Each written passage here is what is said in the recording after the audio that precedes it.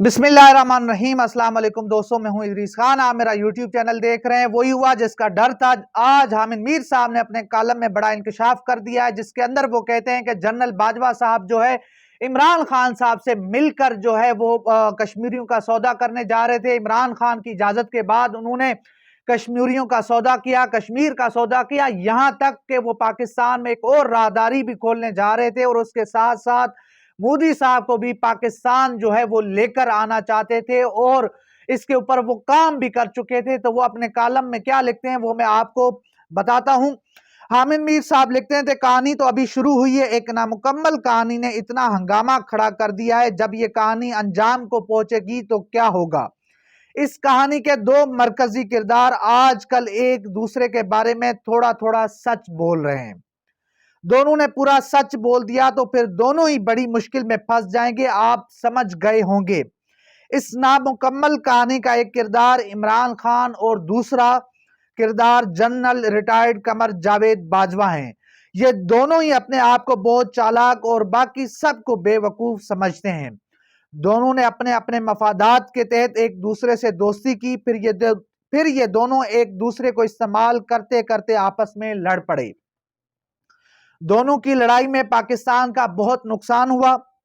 پاکستان کو مزید نقصان سے بچانے کے لیے ضروری ہے کہ ان دونوں کی غلطیوں سے سبق سیکھا جائے۔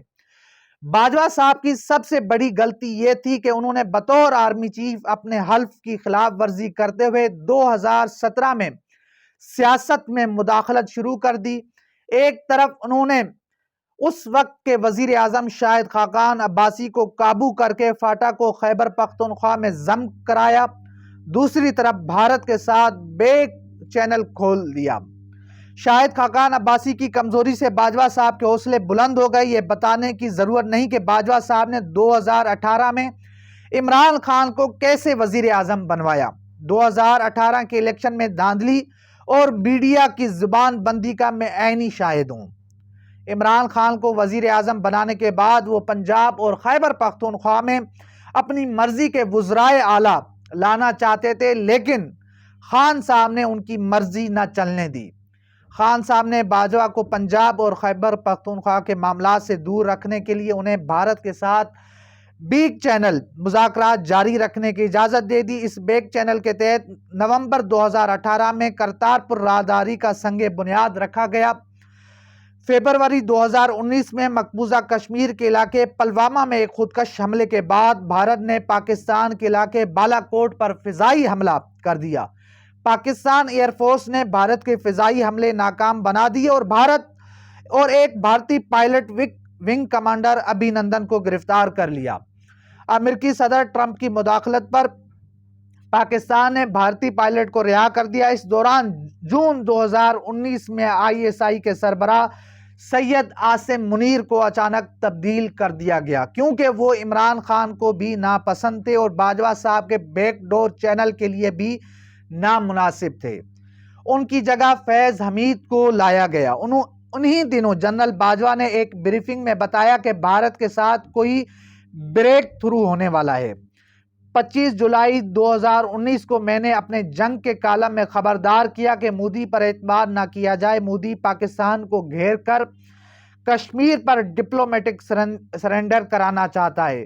5 اگست 2019 کا کالم بھی کشمیر پر تھا، اور اسی دن بھارت نے مقبوضہ جموں و کشمیر میں مارشل لا نافذ کر دیا۔ اقوام متحدہ کے ہائی کمشنر برائے انسانی حقوق کی طرف سے مقبوضہ کشمیر میں بھارتی مظالم کے خلاف ایک تفصیلی رپورٹ جاری ہو چکی تھی، اور پاکستان اس پر بہت شور مچا سکتا تھا، لیکن 9 نومبر 2019 کو یوم اقبال پر عمران خان سے کرتارپور راہداری کا افتتاح کروا دیا گیا۔ میں نے ایک آف دی ریکارڈ بریفنگ میں پاکستان کی کشمیر پالیسی پر سوالات اٹھائے تو باجوہ صاحب ناراض ہو گئے۔ انہوں نے ٹی وی چینلز کے مالکان کے ساتھ ایک ملاقات میں مجھ پر الزام لگا دیا کہ میں نے تو اجمل قصاب کے گاؤں جا کر کوئی پروگرام کیا تھا، حالانکہ یہ بالکل جھوٹ تھا۔ پھر ایک ٹی وی چینل نے مجھے بھارتی ایجنٹ قرار دے دیا، اور اسی چینل پر مجھ پر جو ہے توہین رسالت کا بھی الزام لگا۔ کشمیر پالیسی پر سوالات مجھے بہت مہنگے پڑے۔ یہ وہ وقت تھا جب مولانا فضل الرحمان اور سراج الحق کے علاوہ باقی تمام جو سیاستدان تھے وہ خاموش تھے۔ اس کے ساتھ ساتھ جو ہے آگے حامد میر صاحب لکھتے ہیں کہ باجوہ صاحب کا نشانہ حریت کانفرنس کے رہنما سید علی گیلانی تھے۔ یہ ایک بڑا الزام ہے کہ جو علی گیلانی صاحب کے حوالے سے انہوں نے کیا ہے، اور اس کے ساتھ ساتھ آگے وہ کہتے ہیں کہ جو پاکستان میں ان کے نمائندے عبداللہ گیلانی کے ساتھ جو سلوک ہوا وہ ایک لمبی کہانی ہے، لیکن قصہ مختصر یہ کہ علی گیلانی صاحب حریت کانفرنس سے علیحدہ ہو گئے۔ تو یہ تمام تر چیزیں انہوں نے لکھی، اور آگے لکھتے ہیں کہ 23 مارچ 2021 کو نریندر مودی نے یوم پاکستان پر عمران خان کو خط لکھ دیا تو پاکستان کے دفتر خارجہ کے کان کھڑے ہو گئے۔ امریکہ میں متحدہ عرب امارات کے سفیر کے ذریعے یہ خبر نکلی کہ دبئی میں فیض حمید اور اجیت ڈول کے درمیان خفیہ بات چیت بہت آگے جا چکی ہے۔ ایک دن باجوہ صاحب وزیر اعظم کے پاس آئے اور بتایا کہ بھارتی وزیر اعظم مودی صاحب اپریل 2021 میں پاکستان آئیں گے۔ مودی پہلے تو بلوچستان کے پہاڑی علاقے لس بیلا میں دریائے ہنگول کے کنارے ہنگلاج ماتا کے مندر جائیں گے اور وہاں ہندوؤں کے سالانہ میلے میں شرکت کریں گے۔ پھر اسلام آباد آئیں گے اور عمران خان کے ساتھ ملاقات میں پاک بھارت تجارت اور کرکٹ میچوں کی بحالی کا اعلان کریں گے۔ عمران خان کو بتایا گیا کہ ہنگلاج ماتا کے مندر کو بلوچستان میں بی بی نانی کے زیارت بھی کہا جاتا ہے، اور کرتارپور راہداری کے طرز پر راجستھان اور بلوچستان کے درمیان ہنگلاج راہداری بھی کھولی جا سکتی ہے۔ خان صاحب نے پوچھا کہ مسئلہ کشمیر کا کیا ہوگا؟ فیض حمید نے انہیں بتایا کہ 20 سال تک مسئلہ کشمیر جوں کا توں رہے گا اور 20 سال کے بعد کوئی حل تلاش کریں گے۔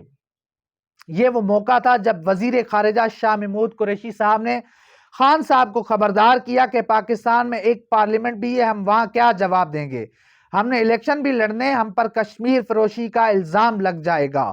تو اس طرح انہوں نے کہا کہ جو کابینہ تھی، شاہ محمود قریشی صاحب تھے وہ کھڑے ہو گئے۔ انہوں نے پھر جو معاشی وہ ایک تھا فیصلہ، اس کے اندر بھی انہوں نے جو کشمیر کے ساتھ تجارت تھی اس کی بھی مخالفت کر دی۔ تو اسی طرح باجوہ صاحب جو ہے شدید غصے میں آ چکے تھے۔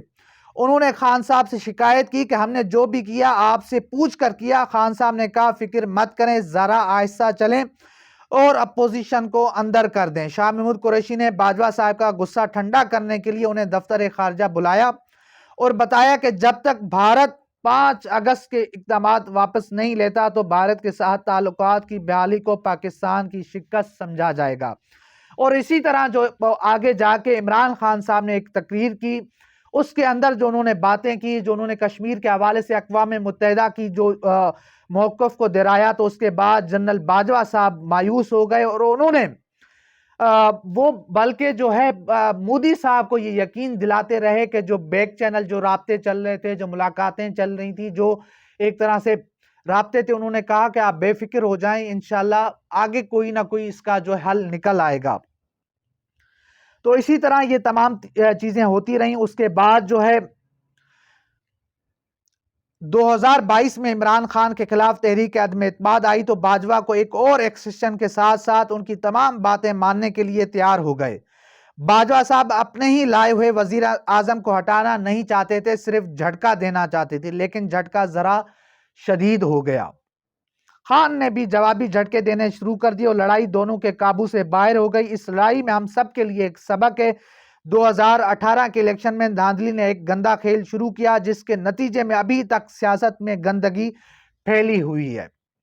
فوج کو ہمیشہ سیاست سے دور رہنا چاہیے اور سیاستدانوں کو تمام اہم فیصلے پارلیمنٹ میں کرنے چاہیے۔ بھارت کے ساتھ دوستی ضرور کریں لیکن کشمیریوں کی قربانیوں کو بیچ کر نہیں، بلکہ آئین کے اندر رہ کر پارلیمنٹ میں فیصلہ کریں۔ تو یہ حامد میر صاحب کا کالم تھا جس میں انہوں نے بڑے سنگین الزامات لگائے، جس کے اوپر جنرل باجوہ صاحب کو اور فیض حمید صاحب کو آ کر بتانا ہوگا کہ کیا ان کے ان الزامات میں کتنی صداقت ہے۔ اس کے ساتھ ساتھ عمران خان صاحب کو بھی بتانا ہوگا کہ کیا واقعی ان کے دور میں اور ان کے جو ہے اپنا نیچے یہ تمام تر چیزیں ہو رہی تھی، کشمیر کا سودا ہو رہا تھا، مودی صاحب کو یہاں پر ویلکم کرنے کی جو ہے تیاریاں ہو رہی تھی، فیض حمید صاحب کی جو ہے دبئی میں ملاقاتیں، اس کے ساتھ ساتھ شاہ محمود قریشی صاحب کا انکار، اس کے بعد کابینہ کے باقی لوگوں کا پھر ان کے اوپر عدم اعتماد آنا، یہ تمام تر چیزیں جو ہیں، اور اس کے ساتھ ساتھ شاہد خاقان عباسی صاحب کو بھی جواب دینا ہوگا کہ آخر وہ کیا مجبوریاں تھیں ان کی کہ وہ جنرل باجوہ صاحب کے باتوں میں آ گئے، ان کی باتوں میں کتنی صداقت ہے حامد میر صاحب کی باتوں میں۔ تو یہ ان تمام سیاستدانوں کے ساتھ ساتھ اور جو فوجی ہیں ان کو بھی جوابات دینے ہوں گے، عوام کو بتانا ہوگا کہ حامد میر صاحب کی ان الزامات میں کتنی صداقت ہے۔ انشاءاللہ ملتے ہیں اگلی ویڈیو میں، تب تک کے لیے اللہ حافظ۔